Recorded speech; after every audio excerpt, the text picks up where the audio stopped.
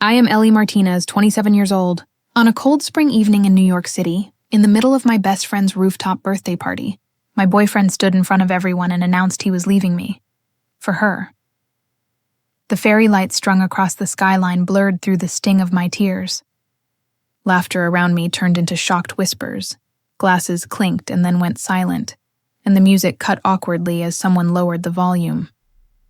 I remember the exact feeling, my chest tightening, my hands numb around the stem of my untouched wine glass, the city's heartbeat still pulsing far below us as my own world fell apart. The rooftop was everything you'd expect in Manhattan. Brick walls painted with murals, candlelit tables, a DJ booth tucked in the corner, and a skyline view so breathtaking it almost mocked me. My so-called friend, Maya, stood just 2 steps away, her perfect hair falling over her shoulder, pretending to look embarrassed while she hid a smirk. My boyfriend, Austin, avoided my eyes. Instead, he grabbed her hand like he'd already practiced the move in a mirror. The betrayal wasn't quiet. It wasn't whispered in secret. It was loud, humiliating, and deliberate. And for a moment, I swore the whole city had stopped to watch me break. Before I share how this betrayal unfolded, let me know where you are watching from and subscribe if you value standing up for yourself. Growing up in Queens, I was used to fighting for attention. My parents worked endless shifts at a diner, barely home enough to see me grow, so I found my identity through art. At 14, I saved up for a secondhand camera, wandering around the streets, capturing slices of life, the graffiti on subway cars, kids chasing basketballs in the park, the way sunlight hits skyscrapers at golden hour. Photography became my refuge, my proof that beauty could exist even in chaos. That passion carried me through college and into my career as a fashion photographer in Manhattan. It wasn't glamorous at first, long hours, rejection, unpaid shoots, but slowly I built a name. By 27, I had my own studio loft in Brooklyn, rented with more pride than practicality, and my work was finally being featured in magazines. People started to know my name, and with that success came people orbiting me. That's how Austin entered my life. He wasn't a model or in the fashion industry at all. He was a financial analyst, buttoned up, neat, and serious in ways that calmed me. At least that's how I thought of him in the beginning. His stability was everything my chaotic, creative life wasn't. He made me laugh with dry humor, bought me coffee at sunrise shoots, and always told me he believed in me. Maya had been in my life long before Austin. She and I had met at 17 in an art elective, where she painted and I photographed. She was magnetic, loud, confident, the type of girl people noticed when she entered a room. At first, I admired her. Later, I learned to live in her shadow. People always chose Maya first, her parties, her stories, her laugh. But I convinced myself that didn't matter. She was my friend, and I was lucky to have her. When Austin and I got serious, it only seemed natural to introduce him to her. I thought I was merging 2 worlds that meant everything to me. Instead, I had unknowingly set myself up for the greatest humiliation of my life. That night on the rooftop, the betrayal didn't come out of nowhere, though it felt like it. Looking back, the signs were there. Maya texting Austin just to check on him when he had a cold. The way she leaned in too close when laughing at his jokes. The mysterious excuses he gave for being late. The subtle shift in his tone when we argued and he compared me, unknowingly, or not, to her. I ignored it all because I wanted to, believe the 2 people I trusted most would never conspire, against me. But when Austin cleared his throat, holding Maya's hand like it was a lifeline, and said, "Ellie, I can't do this anymore. I'm in love with Maya," the illusion shattered. Gasps rippled through the guests, and someone even dropped their glass, the sound splintering through the silence. I remember standing there, rooted to the spot. My mind screamed at me to react, to throw the wine in his face, to scream at her, to run, but my body betrayed me. I stayed still, blinking back tears, my throat too tight to breathe. "Ellie, I didn't mean for it to happen like this," Austin stammered, his words hollow, rehearsed. Maya tilted her head, putting on a show of sympathy, as if she weren't basking in the drama. "Ellie, she started. "Don't," I finally croaked, my voice hoarse but sharp enough to cut her sentence in half. "Just don't." The crowd shifted uncomfortably. Some guests tried to act like they hadn't heard, sipping their drinks nervously. Others stared openly, feeding off the spectacle. It was New York. People thrived on drama even when it wasn't theirs. I turned and walked toward the elevator, my legs shaking but determined not to collapse in front of them. Each step was agony, the sound of my heels clicking against the concrete louder than the muffled whispers. When the elevator doors finally closed, I caught my reflection in the mirrored walls, mascara smudged, lipstick fading, but eyes burning. That was the night something inside me cracked. The next morning, I woke up in my studio apartment with the city roaring outside as if nothing had changed. But for me, everything had. My phone buzzed endlessly. Messages from friends, some pitying, some prying. Austin had tried calling once, and Maya sent a single text. "You'll understand someday." Understand? The betrayal wasn't just about love. It was about loyalty, friendship, and respect. They had stolen all three in one night. And as I lay there staring at the cracked ceiling, I made a silent promise. I wouldn't let this define me as the girl who got humiliated. I'd make them remember me for something else entirely. But promises are one thing. Living up to them is another. At first, I did what most broken-hearted people do. I cried into my pillow, ignored calls, drowned myself in work. My camera lens became a shield between me and the world. Every shoot, every click was a distraction. But deep down, the anger simmered. And anger, I would soon learn, could be turned into something powerful. By the end of that week, whispers about Austin and Maya were already spreading beyond our friend group. In New York's tight-knit creative circles, nothing stayed quiet for long. Some sympathized with me, others gossiped about them. But one thing was certain. The story was out there, and it was only the beginning.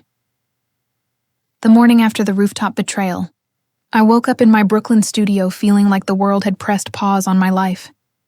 Sunlight crept through the half-open blinds, casting long stripes across my hardwood floor. My camera bag sat untouched in the corner, lenses still packed from a shoot I'd abandoned midway through earlier that week. It felt like someone else's apartment, someone else's life, and I was just passing through the wreckage. The first thing I did was check my phone. It was a mistake. Dozens of notifications flooded the screen, missed calls, texts, and even social media tags. People were talking about it already, treating my humiliation like an episode of reality TV. One text made me throw my phone onto the bed in disgust. It was from Maya.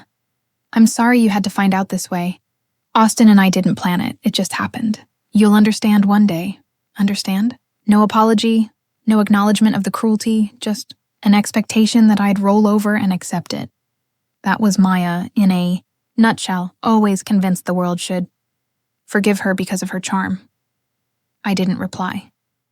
Instead, I sat on the edge of my bed, hands clenched into fists, fighting the urge to scream. I wanted to go back in time, to stop myself from ever introducing Austin to her, to erase the moment he looked at her like she was something I wasn't. But life doesn't give do-overs. It only gives choices, survive or collapse. That afternoon, my best friend outside of Maya, yes, I still had one, showed up uninvited. Her name was Jordan. We had met in college, both of us broke, working part-time jobs and sharing secondhand textbooks. She had been my anchor through years of chaos. And unlike Maya, she never made me feel small. "Open up." "Ellie," she called through the door, knocking hard enough that my neighbor peeked out from across the hall. I shuffled to the door, my reflection in the mirror on the wall catching my eye as I passed. Puffy eyes, hair knotted, yesterday's makeup smeared. I almost didn't open it. But Jordan wasn't someone you could ignore. She barged in the second the door unlocked. "Carrying 2 paper bags, bagels and coffee," she announced. "You're not allowed to wallow without carbs." I tried to laugh, but it came out as a broken sound.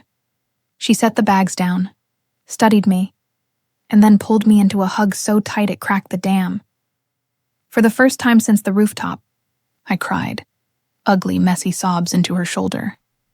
When I finally pulled back, Jordan wiped my tears with the cuff of her sleeve. "Listen to me. They don't get to define you. "You're Ellie freaking Martinez. You fought harder than anyone I know to get here. Don't you dare let two selfish idiots take that away." Her words landed like oxygen. She was right. I had survived worse.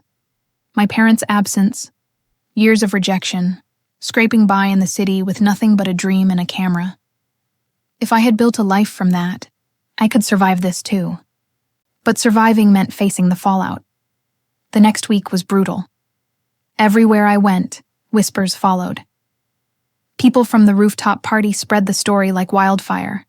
Some looked at me with pity, others with fascination, as if waiting to see if I'd collapse publicly. Even work wasn't safe. At a photo shoot for a small fashion label, one of the models leaned over during makeup and whispered, "Aren't you the girl whose boyfriend left her for her best friend?" The words were casual, almost gleeful. I forced a smile and pretended not to care, but inside I wanted to crawl out of my own skin. That night, I stood in front of my bathroom mirror, makeup wipes in hand, and made myself a promise. If people wanted to watch me, I'd give them something worth watching. Not the girl who was broken, the girl who rose from it. The first step was cutting Maya out of my life. For years I had tolerated her digs, her manipulations, her backhanded compliments disguised as jokes. I told myself she was just being Maya. But deep down, I knew she thrived on control. Her betrayal with Austin was just the final act of a play she'd been rehearsing for years. I blocked her number, unfollowed her on every platform, and packed away every photo that had her smile in it. It wasn't easy, like amputating a limb you'd relied on, even if it was infected. But I needed to heal, and she was poison. Austin tried too, of course. He texted me twice that week. The first, "I didn't want to hurt you. I just couldn't fight how I feel about her." The second, "I hope someday we can talk." I never replied. I knew if I gave him even one line of response, he'd think the door was still open. And I was done opening doors for people who only came in to wreck the place. Instead, I turned to my camera. It became therapy. I wandered through New York at night, capturing the loneliness of neon-lit diners, strangers smoking on stoops, couples kissing under street lamps, cab drivers leaning against their cars between rides. Every shot was a piece of me stitched back together. One evening, I took my photos to a gallery contact I had been chasing for months. Her name was Marisol, a sharp-eyed curator with no patience for mediocrity. I laid my prints across her desk, my hands shaking. She studied them in silence, flipping through one by one. Finally, she looked up and said, "These aren't just pictures, Ellie. They're stories. Painful, raw stories. People will feel this." That was the first time in weeks I felt something like hope. Marisol offered me a spot in a group exhibition, small but significant. It wasn't just about showcasing my work. It was about proving to myself that my worth wasn't tied to Austin or Maya. But even as my career flickered with new light, nights were still hard. I'd lie awake replaying the rooftop moment over and over, torturing myself with questions. Was I not enough? Had Austin ever truly loved me? Had Maya ever been my friend at all? Or had she always been waiting for her chance? Jordan, ever persistent, forced me out of my cave when she could. One night over greasy pizza, she leaned across the booth and said, "Ellie, stop asking what's wrong with you. Start asking what's wrong with people who can betray someone like you. That's where the blame belongs." I stared at her, letting the words sink in. She was right. I had been so busy dissecting my flaws, I forgot to place accountability where it belonged. On them. The exhibition came faster than I expected. Walking into the gallery, seeing my photographs framed on white walls under soft lighting was surreal. People I didn't know lingered in front of them, pointing, whispering, sometimes even tearing up. They weren't just looking at images. They were looking at me, my pain, my story. By the end of the night, 2 pieces had sold. Marisol pulled me aside and said, This is just the beginning. Keep creating like this, and New York will know your name." As I left the gallery, clutching a bouquet of flowers Jordan had shoved into my arms, I realized something important. Maya and Austin had taken so much from me, but they had also given me a gift without knowing it. They had forced me to confront who I really was, and who I was meant to become. And that was only the start. The night of the exhibition should have ended with celebration, but instead I went home with an ache that burned deeper than any applause could soothe. Yes, people admired my work. Yes, 2 photos sold. But the moment the door to my studio clicked shut, I was alone again, and silence filled the room like smoke after a fire. I sat cross-legged on the floor, the bouquet Jordan gave me resting beside me, petals already starting to wilt. The city hummed outside, subway brakes screeching, sirens wailing in the distance, couples laughing as they walked home.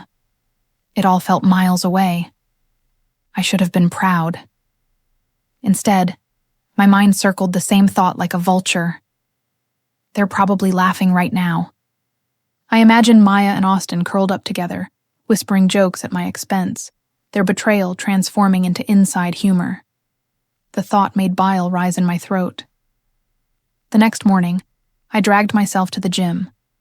Photography kept my spirit alive, but movement was the only thing that grounded me. I pounded the treadmill until sweat poured down my temples, until every muscle in my legs screamed, until exhaustion drowned out the memory of that rooftop. When I slowed to a walk, I caught my reflection in the gym mirror. My face was flushed, hair damp with sweat, but for the first time in weeks I saw fire in my eyes, a kind of defiance, a promise that I wouldn't let them win. That day, I decided something. If my ex and my ex-best friend thought they could write me off, I'd prove them wrong. Not by begging for closure, but by building a life so strong, so undeniable, that their betrayal would pale in comparison. I began with routine. Every morning, I woke up at 6 a.m., ran until my lungs burned, and then spent hours with my camera. Some days, I shadowed Jordan's marketing job downtown, photographing street campaigns. Other days, I immersed myself in neighborhoods I'd never explored. Chinatown markets, Harlem jazz clubs, Queens food festivals. I photographed faces lined with stories, hands busy with craft, children chasing each other through hydrant spray in the summer heat. Life teemed with details, and the more I captured, the less space Maya and Austin took up in my head. But still, at night, doubt crept in. Was I creating because I loved it, or because I was desperate to prove something? The line blurred so much, I couldn't tell the difference. One evening, Jordan invited me to a rooftop gathering. Ironic, considering rooftops had become synonymous with my humiliation. I almost said no, but her persistence wore me down. "You can't hide forever," she told me. "Besides, these aren't fake socialites. These are artists, real people. You'll fit in." The rooftop wasn't glossy like Maya's party. It was messy. Folding chairs, fairy lights strung haphazardly, coolers filled with cheap beer. But the people? They buzzed with life. A saxophonist played in the corner while a graffiti artist live-painted on a canvas propped against the railing. For once, I didn't feel like a spectacle. I felt like I belonged. Halfway through the night, I met Aaron, a filmmaker. He noticed the camera slung over my shoulder. "You shoot?" he asked, leaning against the railing, a cigarette dangling loosely from his lips. "I do," I said cautiously. "Mostly street photography." "Street's the best teacher," he replied. "Mind if I see some?" I hesitated, but something in his tone felt genuine. I pulled up my portfolio on my phone, bracing myself for a dismissive nod. Instead, he studied each frame carefully, his brows knitting in concentration. When he finally looked up, he said, "You've got an eye. Not just for composition, for emotion. People feel something when they look at these. You ever thought about doing documentary work?" The word stuck with me. Documentary. I had always been drawn to truth, to capturing raw humanity. Maybe this was the path I hadn't yet considered. Aaron and I started collaborating. He'd take me along on shoots, small projects at first, short reels about neighborhood activists or underground musicians. I'd photograph while he filmed, our perspectives weaving together. He taught me about storytelling beyond the frame, about how every image could tie into a larger narrative. It lit something in me I hadn't felt since before Austin. A hunger not just to survive, but to thrive. But with every spark of growth came shadows of the past. Maya still lingered in my peripheral vision. Friends sent me screenshots of her posts, pictures of her and Austin smiling at trendy brunch spots, hashtags flaunting their new beginning. Every time I saw them, jealousy and rage tangled like barbed wire in my chest, Jordan noticed. "You've got to stop checking up on them," she warned one night as we split fries at a diner. "You're giving them free rent in your head." "I'm not checking," I lied, stabbing a fry with unnecessary force. "It just shows up." Jordan raised an eyebrow. "You deserve better than to be haunted by two clowns. Focus on the people who actually believe in you." Her words stung, but they were true. I had let Maya control the narrative for too long. It was time to reclaim it. The turning point came unexpectedly.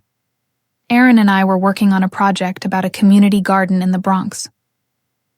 We interviewed volunteers who turned abandoned lots into lush green sanctuaries. Their pride, their resilience, it mirrored what I wanted for myself. Afterward, as we packed up, Aaron said, "Ellie, you should think bigger. These stories deserve a larger audience. So do you."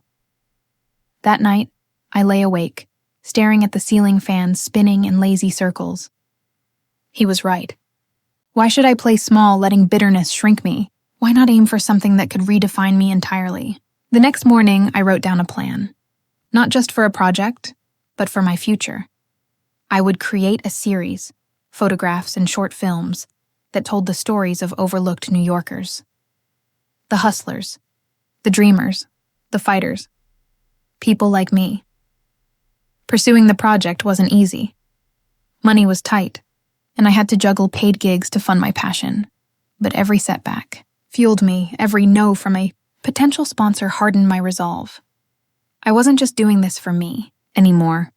I was doing it for every person who had ever been silenced, dismissed, or betrayed, and somewhere deep down, I knew I was also doing it to prove Maya and Austin wrong, to show them that I didn't crumble when they abandoned me.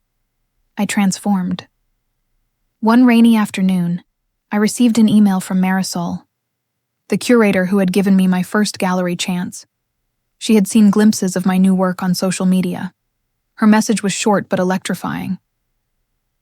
"When it's ready, I want to see the full series. This has potential. Potential." The word pulsed through me like electricity. For the first time since that rooftop betrayal, I felt like my life was steering in the right direction, not away from pain, but toward purpose. I looked at my reflection in the rain-streaked window. This wasn't the broken girl who had sobbed into Jordan's shoulder. This was someone new, someone lit from within, someone dangerous to anyone who had ever underestimated her. And I whispered to myself, this is just the beginning. The email from Marisol had given me momentum, but momentum doesn't erase the past. The ghosts of betrayal don't just vanish because you found a new path. They wait in shadows, waiting for the right moment to strike. That moment came sooner than I expected. It was a Saturday morning, gray clouds hanging low over the Manhattan skyline. I was sipping burnt coffee from the corner bodega, flipping through shots I had taken the night before. When my phone buzzed, the notification froze me in place. New follower, Maya Delgado. For a second, I thought my eyes deceived me. Maybe there was another Maya Delgado, but no, it was her profile, perfectly curated. As always, with polished selfies, rooftop brunches, and captions dripping with faux positivity, and now, she was following me again. My stomach tightened.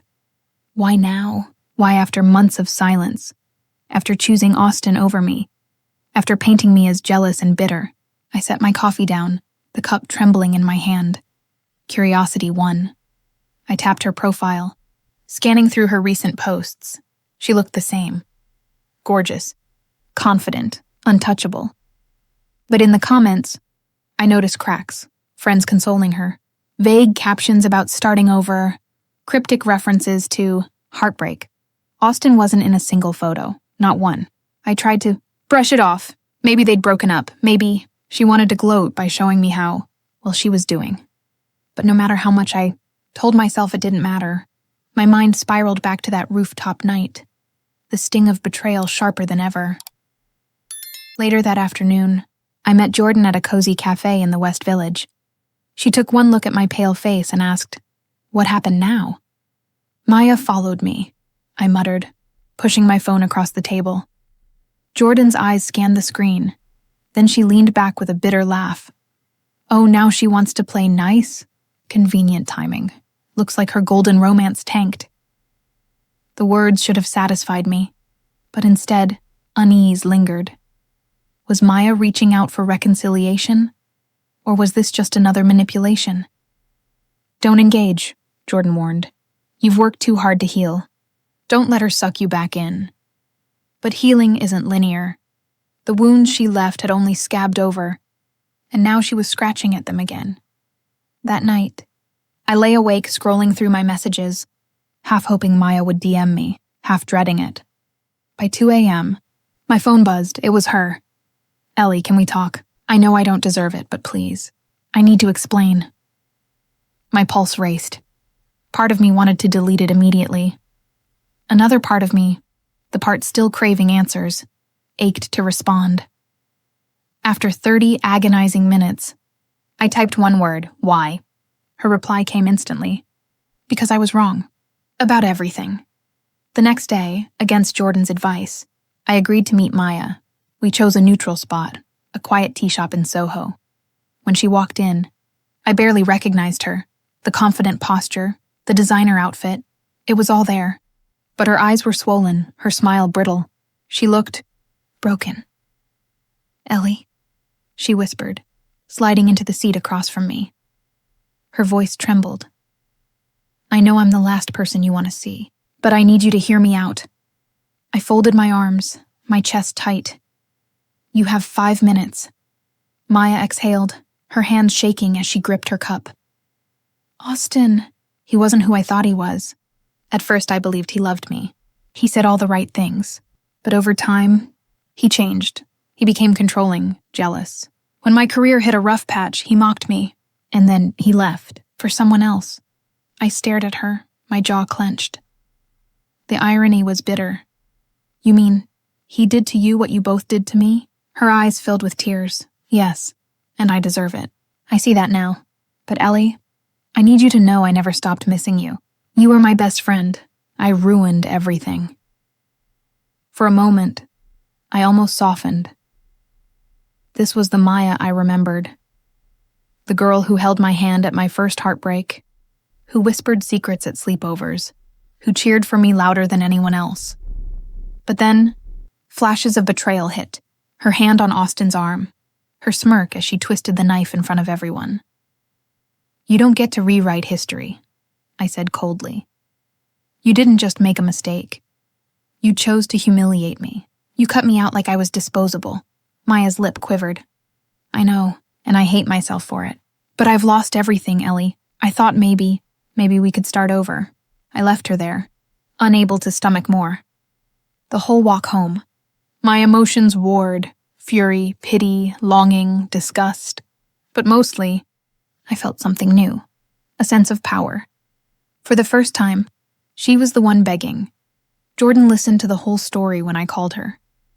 "Don't let her back in," she said firmly. "History repeats itself.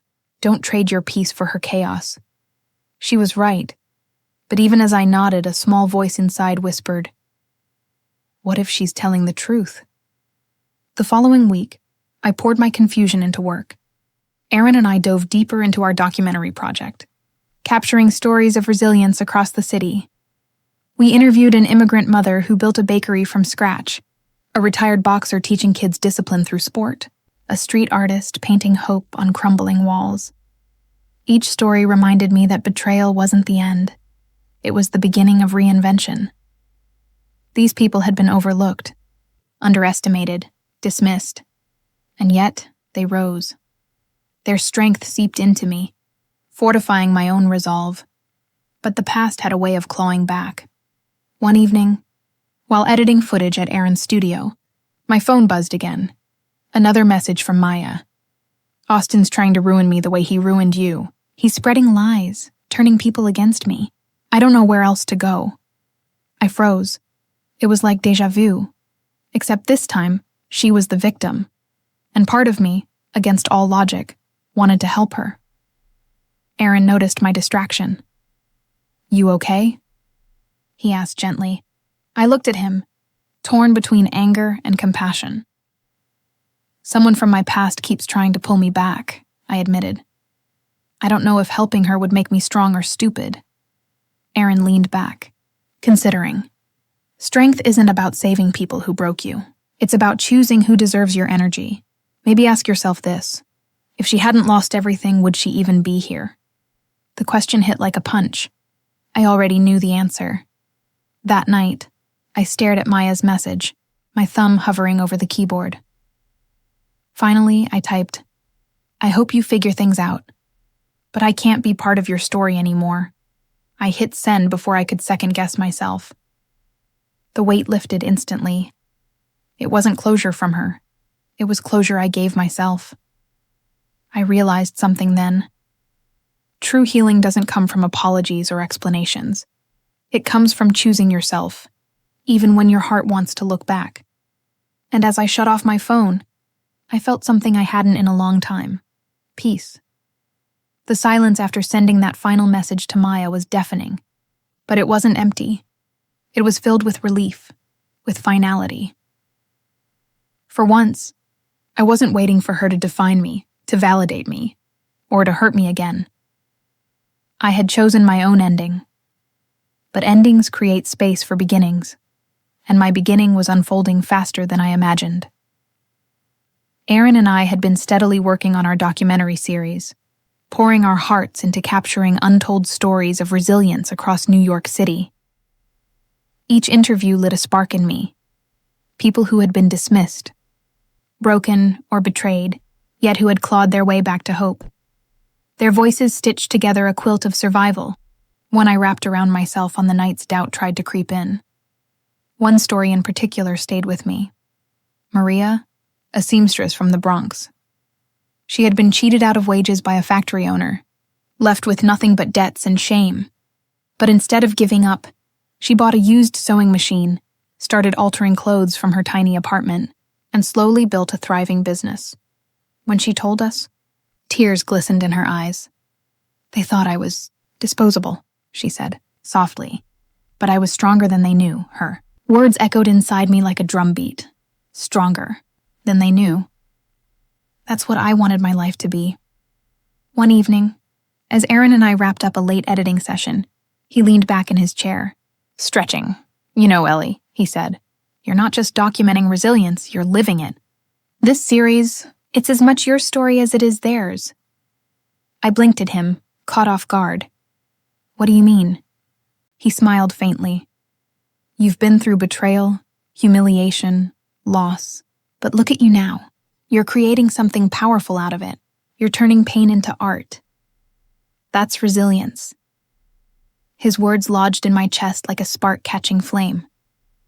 For the first time, I could see it too. Meanwhile, the city was waking up to our project. Aaron had a knack for networking, and soon clips of our work were being shared on social media. A local journalist caught wind of it and featured us in a small article. 2 filmmakers spotlight resilience in the city that never sleeps. It wasn't a headline splashed across the Times, but it was a start. People began reaching out. Community leaders, activists, even strangers who wanted to share their own stories. My inbox filled with messages like, "Your work gave me hope," and "Thank you for showing the world that we matter." Every word strengthened me. brick by brick, building walls of confidence around the cracks Maya and Austin had left. But as my work gained light, shadows returned. One afternoon, while checking my messages at a crowded coffee shop, I froze. There it was. An email from Austin. I hadn't heard from him since the night he left me for Maya. Ellie, I know I don't deserve this, but can we talk? Things didn't turn out the way I thought. I made mistakes. I slammed my laptop shut so hard the woman next to me jumped. Not him. Not now. My hands shook as I gripped my coffee cup. I could almost hear his voice. The smooth charm he used to cover manipulation. The same charm that had hooked me years ago.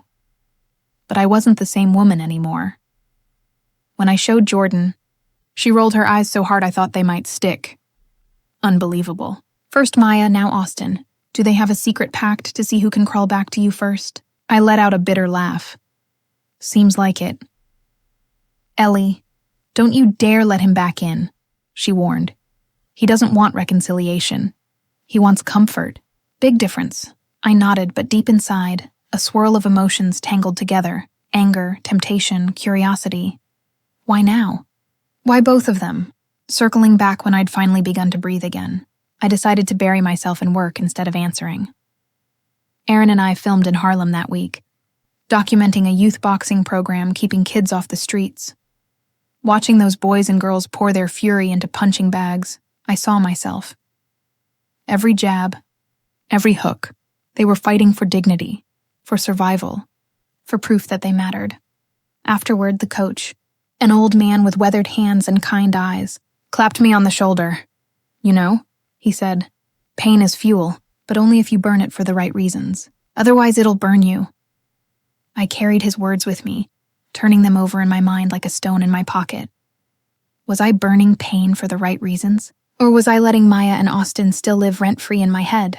One evening, Aaron invited me to a rooftop screening of a small indie film festival in Brooklyn. It was raw, imperfect, but beautiful. Films about identity, injustice, resilience. As the credits rolled, he turned to me. Someday, that's going to be us. Your name up there. Your story told through the lens of everyone you've captured. The thought made my heart race. I wanted it more than anything. Not fame, not recognition, but proof that my pain hadn't been wasted, that it had been transformed into something bigger than me. Weeks passed, and slowly, the noise of Maya and Austin's return began to fade into the background. I didn't answer Maya's follow-up messages. I didn't open Austin's second email. Instead, I focused on the stories that mattered, the ones building a new foundation beneath me. But fate wasn't done testing me. One Friday night, as I left Aaron's studio, I ran straight into Austin on the sidewalk.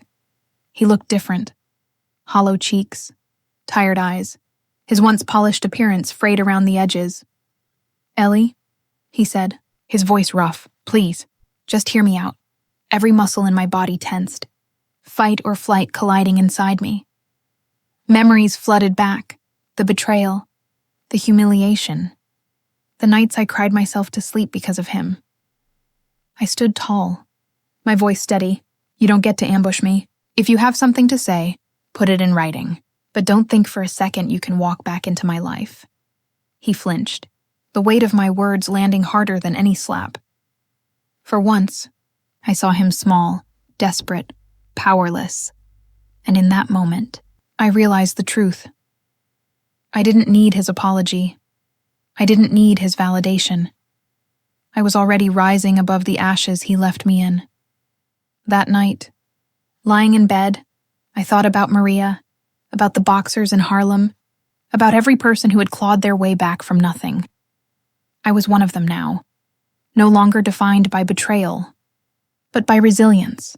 And as the city hummed outside my window, I whispered to myself the words I once thought I'd never believe again. I'm stronger than they knew. The encounter with Austin haunted me through the weekend. Not because I regretted what I said, if anything. It had felt powerful to finally speak without trembling. But because it was proof that the past had a way of circling back when you least wanted it. By Monday morning, I was pacing around my apartment, replaying his hollow face in my mind. His eyes had been pleading, almost childlike.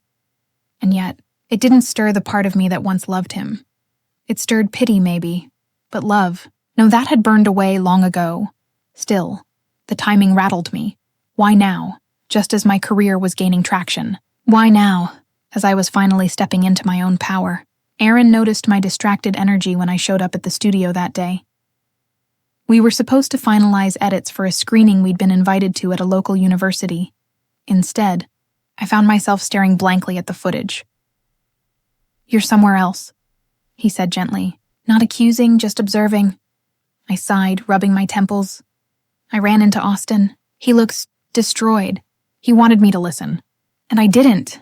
Aaron leaned back, crossing his arms. "Good." I blinked at him. "Good?" "Yes, good. Because it's not your job to carry his consequences. He made his choices, Ellie. You lived through the fallout. Now it's his turn." His words were sharp but grounding. I let out a slow breath. "You're right. It still shakes me." "That's normal," he said. "But don't confuse being shaken with being weak. They're not the same thing." The university screening turned out to be more significant than I expected. It wasn't a red carpet event, no flashing cameras, no glittering celebrities, just a lecture hall filled with students hungry for raw stories.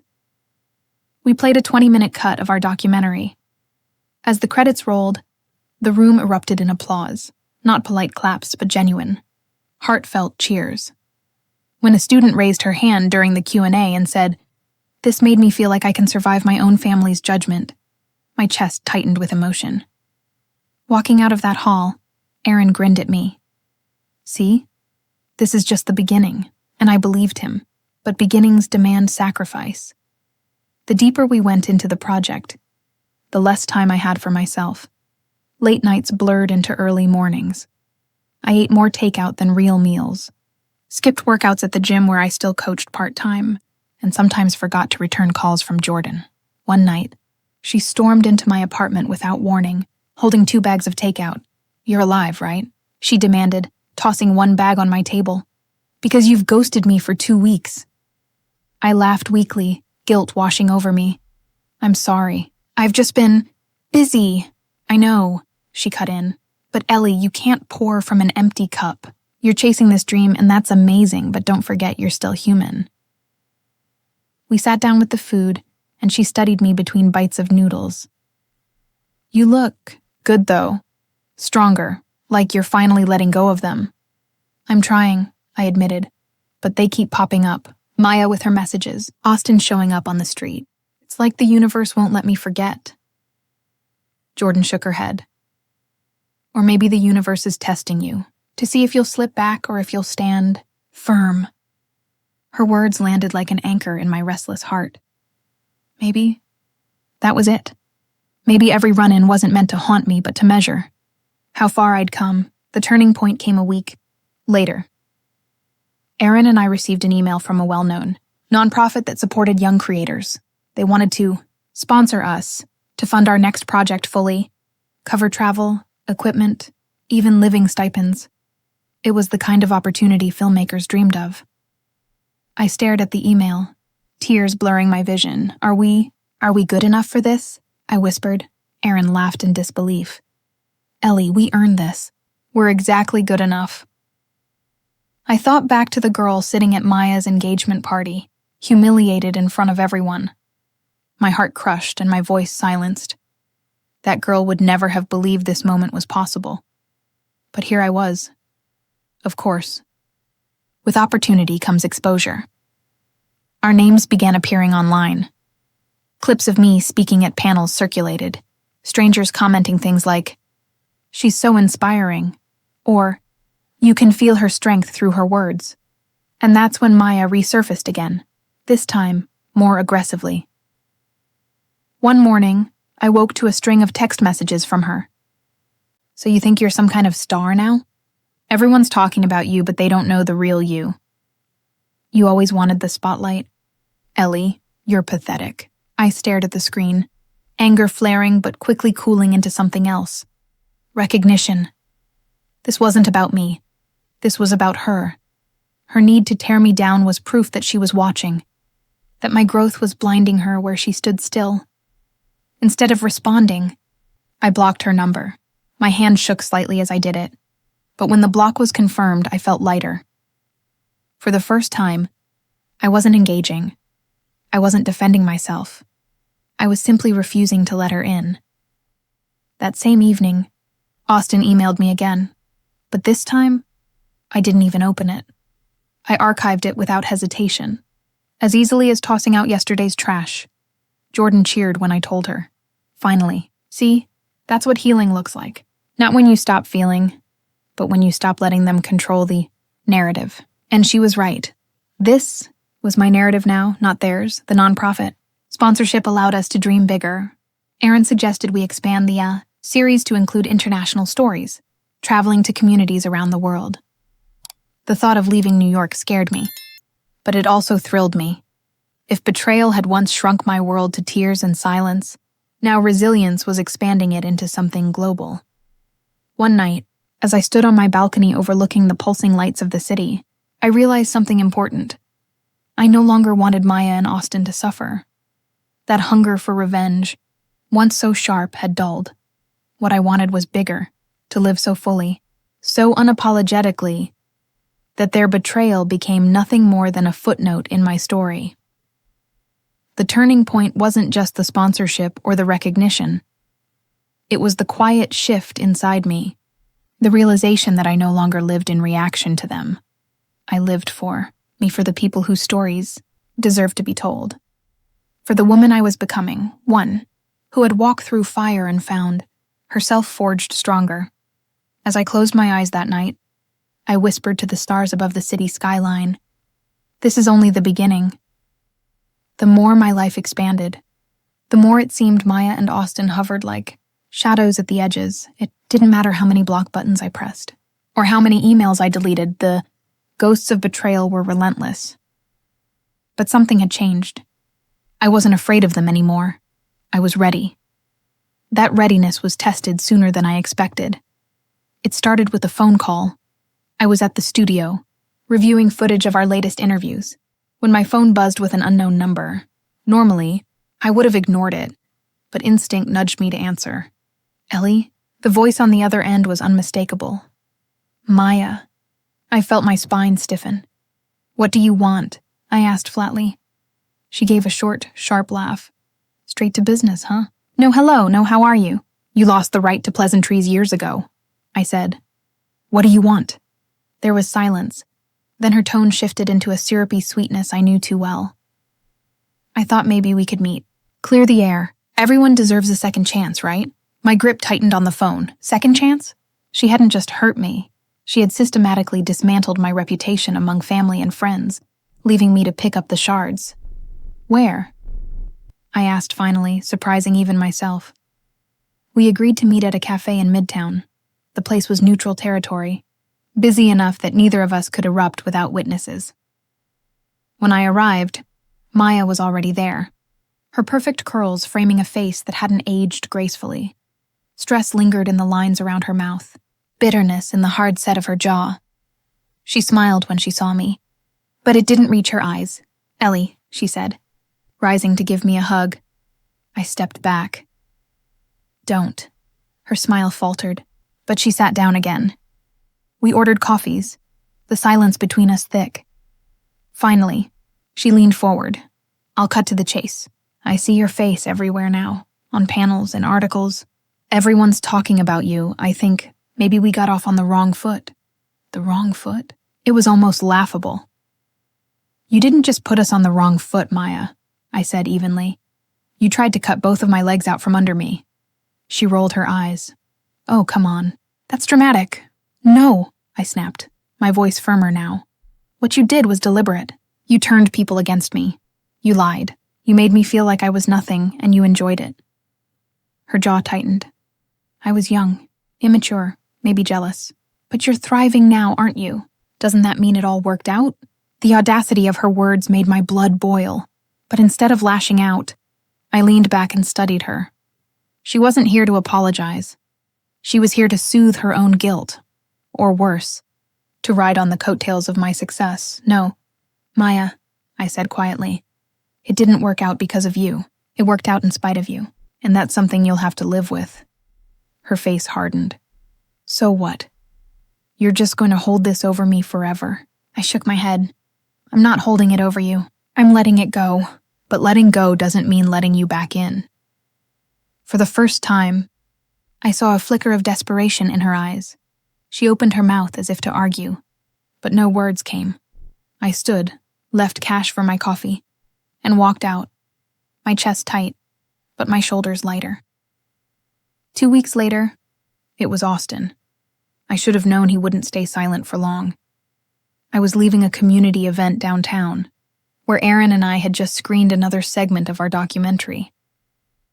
The night air was cool, the city buzzing, when I saw him leaning against the building across the street. "Ellie," he called, jogging toward me. I froze. He looked even worse than the last time.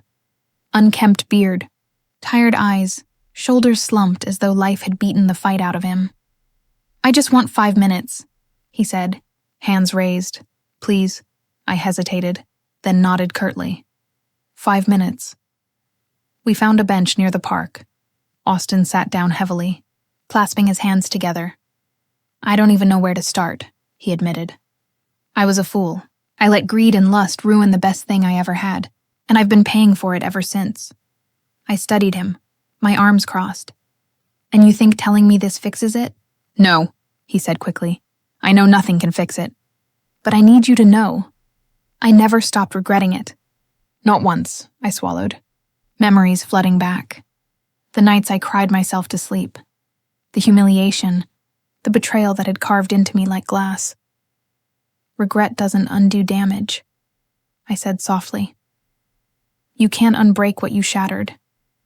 He nodded, tears glistening in his eyes. I needed you to hear it. I needed you to know that I see now how badly I hurt you, and I'm sorry." The word hung in the air. Sorry. I had waited years for it, dreamed of hearing it, and now that it was here, it felt almost hollow. Because healing hadn't come from his apology. It had come from me. I stood. "Austin, I accept that you're sorry, but I don't forgive you. Not because I'm holding a grudge, but because forgiveness isn't mine to give anymore. I already moved on." He looked up at me, stricken. "So that's it?" "That's it," I said firmly. "You'll have to live with your choices, and I'll keep living with mine. Goodbye, Austin." I walked away, my steps steady, my heart strangely calm. It wasn't victory I felt. It was closure. That night, I sat on my balcony again, the hum of New York wrapping around me like a blanket. I thought of Maya's desperate eyes, Austin's broken voice, and realized something profound. The past wasn't chasing me anymore.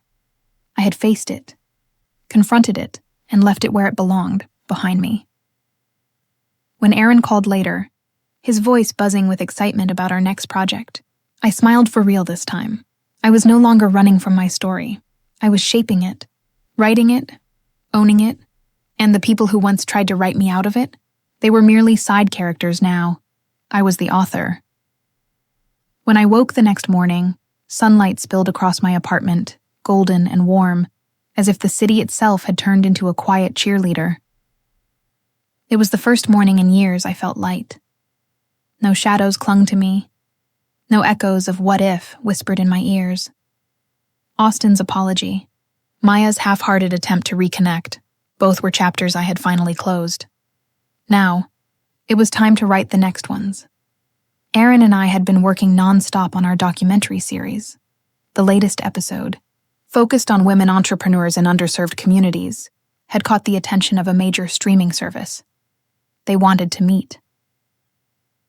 I remember sitting across from Aaron in the sleek, glass-walled conference room, the city skyline stretching behind him. He tapped his pen nervously on the table while the executives scrolled through our pitch deck on their tablets. "So," one of them said finally, a tall woman with sharp eyes and an even sharper suit, "you're telling me this series can appeal globally?" "Yes," I answered without hesitation. "Because ambition, resilience, and justice, they're universal. Everyone has been overlooked at some point in their life. Everyone knows what it feels like to want a chance, Erin nodded in agreement. And Ellie has lived this story herself. That's why people connect with it. It's not just a show, it's lived experience. The executive leaned back, studying me. For a heartbeat. I thought she might dismiss us, but then she smiled. Let's do it. Walking out of that meeting, I could hardly breathe. We had a deal. Distribution, funding, exposure on a scale I had only dreamed of. Erin whooped and spun me around on the sidewalk like we'd just won the lottery. Ellie Martinez, he shouted. Your story is going global. I laughed, breathless, my cheeks aching from smiling so hard. It wasn't just about my career. It was about reclaiming everything I'd once lost. My name, my worth, my voice. But success, I quickly realized, wasn't just professional, it was personal. With my past firmly behind me, I began to explore the things I had put on hold for too long. Friendship, love, and the simple act of joy. I joined a dance class in Brooklyn, letting music carry me without worrying about who was watching. I spent weekends volunteering at a youth center, mentoring girls who reminded me of myself at 16, full of fire, but unsure of where to place it. And slowly, almost cautiously, I opened my heart again. Erin and I grew closer, not just as creative partners, but as something more. It wasn't a whirlwind romance, nor a desperate attempt to fill a void. It was steady, honest, born from mutual respect and the countless hours we had spent building something together. One evening, after we wrapped a shoot, he walked me home. The night was crisp, the city lights twinkling like a sea of stars. Ellie, he said, stopping mid-block, his expression serious. Do you ever think about what's next? Not just for the series, for you? I tilted my head, curious. What do you mean? I mean, he said, rubbing the back of his neck nervously. Do you see space in your life for more than work? For us? My chest tightened, not with fear, but with realization. I did see it. For the first time, I wanted it, I smiled. Yes, Erin, I do. Meanwhile, Maya and Austin's names surfaced occasionally, through mutual acquaintances, social media snippets, whispers from the past. Their lives weren't unraveling because of me. They were unraveling because of them. Maya had tried to launch a lifestyle brand, capitalizing on social media clout that had long since faded. It failed within 6 months. She had posted cryptic messages online about betrayal and fake friends. But anyone who knew her history could read between the lines. Austin, from what I heard, had bounced from job to job, never quite finding footing. His charm no longer opened doors the way it once did. Opportunities had slipped through his fingers like water. Once, I might have felt vindicated by their struggles. Now I simply felt detached. Their failures weren't my victories. My victories stood on their own, needing no comparison. The real victory came one fall afternoon. Our series premiered, and the streaming service organized a launch event in Manhattan. The venue was buzzing with energy. Journalists, fellow filmmakers, activists, and community leaders all gathered under one roof. Posters of our work lined the walls, my name bold at the bottom, created by Ellie Martinez. I stood on stage as the applause washed over me, my hands gripping the microphone, my heart swelling. Thank you, I began, my voice steady. When I started this journey, I didn't set out to prove anyone wrong. I set out to prove myself right. I wanted to believe that my story, and the stories of people like me, mattered. And today, standing here, I know they do. The audience clapped, some even standing. I scanned the crowd and spotted familiar faces. My dance classmates, the girls from the youth center, even my mother, who had flown in from Florida, tears glistening in her eyes. For once, the only thing I felt from their gaze was pride. Later that night, as the event wound down, Aaron and I slipped onto the balcony overlooking the glittering skyline. He clinked his glass gently against mine. To rising above, he said. I smiled, the words settling into me like a promise. To rising above. For a long time, we stood there in silence, the city stretching endlessly before us. The betrayal I had once thought would define me was now just a chapter, not the whole book. The people who had tried to break me had only fueled my transformation. I wasn't the girl crying at an engagement party anymore. I wasn't the woman hiding from whispers or shrinking under stares. I was Ellie Martinez, storyteller, builder, survivor, creator of her own destiny, and I was only just beginning. The call came on a gray Tuesday afternoon. I was in the middle of editing footage for our second season when my phone buzzed with an unfamiliar number. At first, I ignored it. Spam calls were just part of life in New York, but something made me answer on the third ring. Ellie? The voice was hoarse, unfamiliar, yet faintly recognizable. "This is she," I said cautiously. "It's Austin." The name alone sent a chill down my spine. I hadn't heard it spoken directly to me in years, yet instantly I was transported back to that night. The betrayal. The whispers, the humiliation. "What do you want?" My tone was clipped, controlled. He hesitated, then sighed. "I need to see you. Please." Against my better judgment, I agreed to meet him. Not because I wanted reconciliation, but because curiosity tugged at me. What could he possibly have to say after all this time? We met at a small cafe near Union Square, a place bustling enough that I wouldn't feel trapped. Austin was already seated when I arrived, hunched over like a man carrying the weight of a lifetime on his shoulders. His once confident demeanor, the easy smile, the crisp shirts, the careless arrogance, was gone. "Ellie," he said, standing awkwardly, "you look incredible." I didn't bother with niceties. "Why am I here, Austin?" He winced, sitting back down. "Because I owe you an apology." I folded my arms, skeptical. "You think after everything, a few words will fix it?" "No," he admitted quickly. "I know it won't, but I need to say it. I ruined us. I ruined you. I let Maya convince me you were jealous, vindictive, when really I was just too weak to see the truth. I studied him, searching for the manipulation I once knew so well. But there was only defeat. Dark circles under his eyes. A hand that trembled as he lifted his coffee. "What happened to you?" I asked finally. He gave a bitter laugh. "Karma. Plain and simple. Maya and I didn't last. We tried, but she burned through money faster than I could make it. When I lost my job, she bailed, took everything and left. Haven't heard from her in a year." For a moment, I almost pitied him, almost. Later that week, as if fate had a cruel sense of timing, Maya appeared too. She didn't call. She showed up. I was leaving the youth center one evening when I spotted her leaning against the hood of a beat-up car, her designer polish long gone. She looked older, sharper in a way that came from bitterness, not wisdom. "Ellie," she said, pushing off the car. "We need to talk." I stiffened.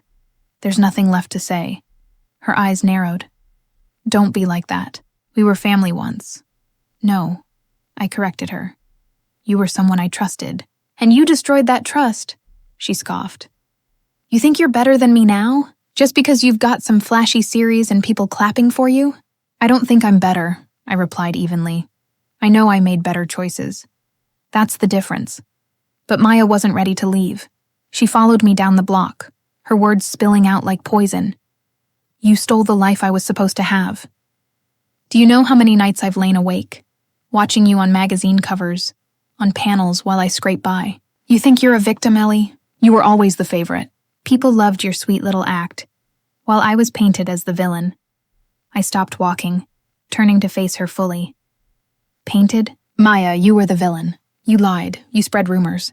You tried to destroy me because you couldn't stand that I might succeed on my own terms." Her jaw clenched. For the first time, she had no retort. Word about Maya and Austin's downfall began to spread, carried by the same whisper networks that had once carried their lies about me. It was strange. How quickly reputations could crumble when truth finally caught up. One evening, while scrolling through social media, I stumbled on a thread. "Remember Maya? Whatever happened to her? Didn't she blow all of Austin's money? Meanwhile, Ellie Martinez is out here winning awards. Crazy how tables turn." I didn't comment, didn't share. But I allowed myself a quiet smile. The true reckoning, however, came at an industry gala 2 months later. Aaron and I had been invited as honored guests, our series nominated for an award.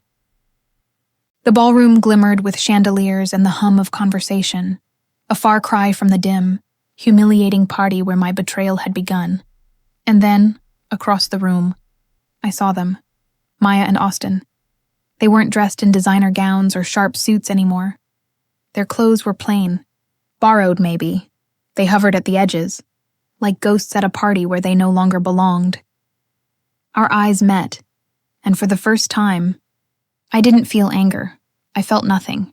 Their power over me was gone. Later that evening, when our series won the award, I walked to the stage with Aaron by my side. The applause thundered. Cameras flashing. I took the microphone. My heart steady. I dedicate this, I said, lifting the trophy, to everyone who has ever been underestimated, overlooked, or betrayed. Let them doubt you. Let them whisper. Because in the end, truth always stands taller than lies. The room erupted in cheers. From the corner of my eye, I saw Maya's face pale, Austin's shoulders sag. They had come, perhaps, hoping to reclaim some relevance. Instead, they had witnessed my triumph, an undeniable reminder of everything they had thrown away. That night, Aaron and I toasted on the rooftop of the venue, the city glittering below. "This feels like closure," he said. I nodded. "It is, but not because they lost, because I finally won, on my terms. Thus kill. Wind carried away the last fragments of resentment I had clung to. All that remained was peace. I didn't need Maya and Austin to suffer for me to rise, but seeing them face the reality of their own choices, that was the reckoning they could never escape. The morning after the gala, I woke to sunlight streaming through my apartment windows. For years I had dreaded mornings, because they meant facing another day defined by the betrayal that once consumed me. But this morning felt different. Lighter, as if a weight I'd carried for too long had finally been set down. Aaron was still, asleep on the couch, having crashed after our late-night celebration. The award trophy sat on the kitchen counter, catching the light and scattering it across the walls. It wasn't just metal and glass. It was proof, not to the world, but to myself, that I had survived, rebuilt, and flourished. A few days later, I received an email from Austin. The subject line simply read, "Thank you." Inside, the message was short. "Ellie, seeing you at the gala, standing on that stage, made me realize the full weight of my mistakes. You didn't just survive what I did to you. You thrived in spite of it. I'm not asking for forgiveness, but I hope one day I can forgive myself." Austin, I didn't reply, not out of cruelty, but because the chapter was closed. He didn't need my words. He needed to live with his own. As for Maya, her spiral continued. She tried briefly to claw her way back into relevance with half-hearted projects and desperate online posts. But the world had moved on. People saw through the glamour now, saw the pettiness underneath. Her fall was of her own making. I didn't gloat. I didn't celebrate. I simply let it be. Because the best revenge, I realized, wasn't her suffering. It was my peace. Life at the youth center became my anchor again. Working with the kids reminded me daily of where true meaning lay. These kids didn't care about galas, or headlines, or who betrayed whom years ago. They cared that someone showed up, listened, and believed in them. One afternoon, after a workout session, a girl named Jasmine lingered behind. She was shy, usually hanging at the edges. But that day, she looked at me with wide, searching eyes. "Miss Ellie," she said quietly, "is it true you used to be really sad? Like, people were mean to you, but now you're on TV and winning awards?" Her words caught me off guard. I crouched down so we were eye to eye. "Yes," I told her honestly. There was a time when I felt completely broken. People I trusted hurt me deeply, but I chose to keep going, to build something better. And now I get to stand here and tell you it's possible. She smiled. The kind of smile that comes from hope catching fire. Then maybe I can do it too. That moment meant more to me than any trophy ever could. Months passed, and the storm of Maya and Austin's downfall faded into background noise. I rarely thought of them anymore, except when someone asked about the early days of my career. Even then, I spoke less of their betrayal and more of the lessons I had learned, because that was the truth. The betrayal was only the beginning of my story. The real triumph was everything that came after. Aaron and I grew closer too. What began as friendship blossomed into something deeper. Steadier. Not the fiery, reckless kind of love I once thought I needed, but a partnership built on respect, laughter, and shared dreams. One evening, as we walked through Central Park, leaves crunching underfoot, Aaron slipped his hand into mine. "You know," he said, "if they hadn't tried to destroy you, maybe none of this would have happened. Not the series, not this work, not us." I thought about that for a moment. It was true. Out of devastation had come purpose, growth, even love. Funny, isn't it? I said softly. How the worst thing can sometimes lead to the best. He smiled, squeezing my hand. Funny and beautiful. The final test of my healing came unexpectedly, almost a year after the gala. I was at the grocery store, hair in a messy bun, wearing an old hoodie, when I turned a corner and nearly collided with Maya. She looked different, not just physically, though her once polished appearance was gone, but in the eyes, they weren't sharp anymore. They were tired, defeated. For a moment, we just stared at each other. The past surged between us like a living thing. "Ellie," she said at last, her voice barely above a whisper. I don't expect you to care, but I'm sorry for everything." There it was, the words I had once begged the universe to hear. I studied her, searching for sincerity. And this time, I found it, not in grand gestures, not in dramatic tears, but in the quiet crumbling of a person who had finally faced herself. "I don't hate you, Maya," I said softly. "I used to, but not anymore. I hope you find whatever it is you've been chasing." She blinked, surprised. Then she nodded and walked away, shoulders slumped. I didn't watch her go, because in that moment, I knew. I was free. The years rolled on, and my story became less about betrayal and more about resilience. The series expanded globally, inspiring countless viewers. The youth center flourished with new funding, and I built a life grounded not in revenge, but in joy. When people asked about Austin and Maya now, I simply said, they were part of my past, but not my future, because my future was mine to write. And so, as I sit here today, reflecting on everything, I realize something important. The betrayal that once defined me no longer owns me. I am not the girl who was humiliated at a party. I'm not the woman whispered about in shadows. I am Ellie Martinez, survivor, builder, dreamer, and finally, at peace.